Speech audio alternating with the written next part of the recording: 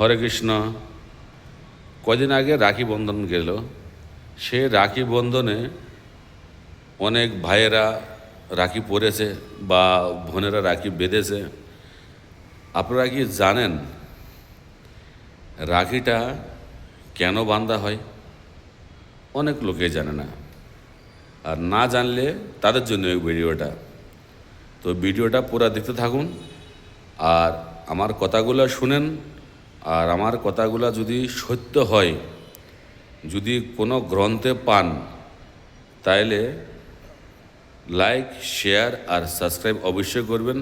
আমি একজন শেফ, আমি কোনো সাধুগুরু বৈষ্ণব না, তারপরেও কিন্তু আমি তুলসীর মালা অবশ্যই পরি। কেন? আমি জানি ভগবান নিশ্চয়ই আছেন।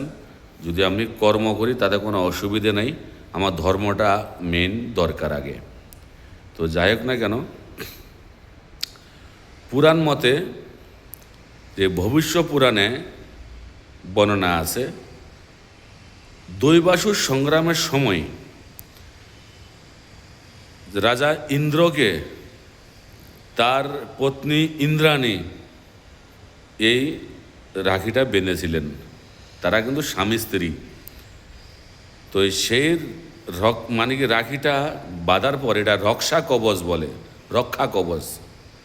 তো সেটা বাঁধার পরে সে দৈবাসুর সংগ্রামে ইন্দ্রর জিত হয়, ইন্দ্র বিজয় হয়।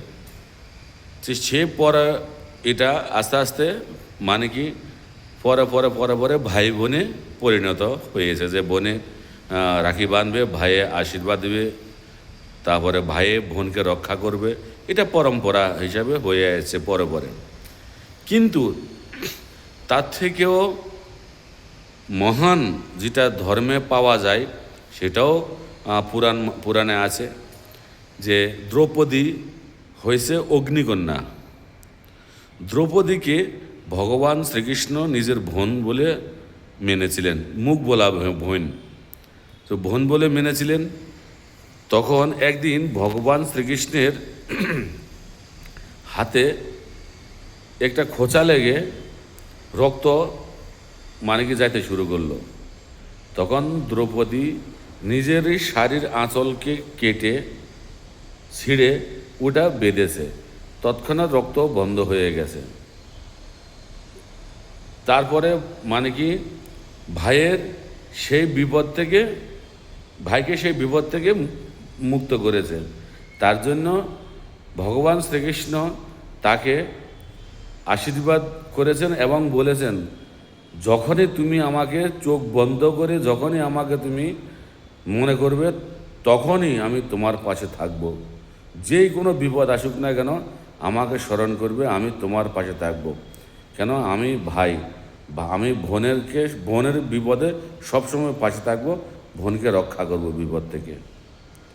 সেই থেকে পরম্পরা এই রাখি বন্ধন।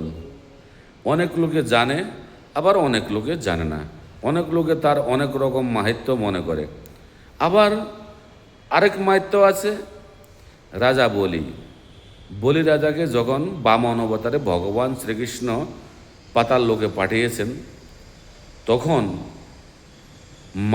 মাতা লক্ষ্মী, যে লক্ষ্মী দেবী, সেই বলি রাজাকে ভাই বলেছিলেন। তখন ভাইয়ের যেন কোনো বিপদ না হয়, তার জন্য বলি রাজাকে সে রাখি বেঁধেছিলেন। এইটাও পুরাণে পাওয়া যায়। তাহলে আমরা কেন রাখিটা বাঁধি? অবশ্যই সেটা বোঝা গেছে। তো যত ভাই বোনেরা আছো, সবাইকে একটা কথা বলি, বোনের সুরক্ষা করতে রাখির দিন বোন ভাইকে নিমন্ত্রণ করা লাগে না, বা ভাইয়ে বোনকে নিমন্ত্রণ করা লাগে না। যদি বড় ভাই হয়, তাহলে ছোট ভাইকে, ছোট বোন হাতে রাখি বাঁধার জন্য অবশ্যই যাবে। আর যদি ছোট ভাই হয়, বড় বোনের কর্তব্য, বা ভাই যদি নাও আসতে পারে, সে ভাইয়ের কাছে গিয়ে ভাইকে রাখি বেঁধে তাকে দীর্ঘায়ু কামনা করা। নিমন্ত্রণ করতে হবে বোন ভাইকে নিমন্ত্রণ করবে, তারপরে এসে রাখি বাঁধবে, আবার ভাই বোনকে নিমন্ত্রণ করবে, তারপরে এসে রাখি বাঁধবে। এটাকে সুরক্ষা বলে না, এটাকে বলে ফালতুগিরি। যদি সত্যিকারের ভাই বোন হয়ে থাকে তাহলে নিমন্ত্রণের কোনো প্রশ্নই ওঠে না। যারা নিমন্ত্রণের অপেক্ষায় থাকে তারা ভাই বোন বলে পরিচিত না। জবরদস্তি জোর করে কাউকে রাখি পরানো যায় না। রাখি হচ্ছে ভাইয়ের, বড় ভাই যদি ছোট বোনকে যদি আশীর্বাদ করবে তখন ছোট বোনের থেকে নিমন্ত্রণ নেওয়া লাগে না, নিমন্ত্রণ করলে তখন আসবো এরকম লাগে না। আবার মনে করো বড় বোন ছোট ভাইকে রাখি বাঁধবে, তাহলে কি বড় বোনকে নিমন্ত্রণ করবে ছোট ভাই, আসো আমার বাড়িতে দিদি, এসে আমাকে রাখি বেঁধে দেয়, তাহলে সে বড় বোন বলে পরিচয় পাওয়ার যোগ্য না।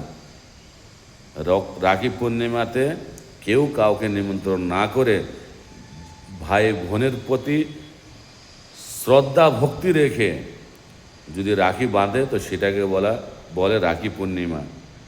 জবরদস্তি কারো হাতে একটা সুতা বাঁধলে পরে সেটা রাখি পূর্ণিমা জীবনও হয় না।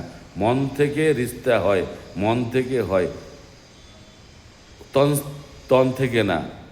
ভগবান শ্রীকৃষ্ণ দ্রৌপদীকে মন থেকে নিজের বোন বলেছে, এবং আমরা সেই বস্ত্র হরণের সময়ও যে আমরা সেটা আমাদের শাস্ত্রে আছে, আমরা দেখতে পেয়েছি যখনই ভগবান শ্রীকৃষ্ণকে ডেকেছেন তখনই ভগবান শ্রীকৃষ্ণ এসে হাজির হয়েছেন।